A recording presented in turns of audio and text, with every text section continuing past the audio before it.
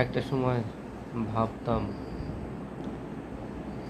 মানুষ কষ্ট কেন পায়, মানুষ কেন কারো জন্য কান্না করে।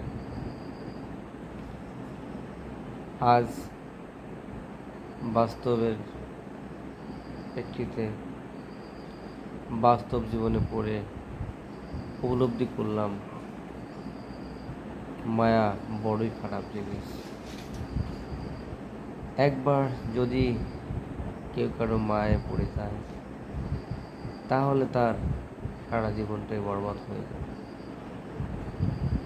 আর যার মায় পড়ে হয়তো সে মানুষটা বুঝতেও পারে না, সে দিব্যি ভালো থাকে, আনন্দ উল্লাস করে, কিন্তু তার কারণে তার প্রতিটি স্পন্দন, তার প্রতিটি মুহূর্ত, তার ভালো লাগা, তার মন্দ লাগা, তার জন্য যে আকুতি, তার জন্য যে মিনতি, একমাত্র সেই জানে যে মায়ায় পড়ে।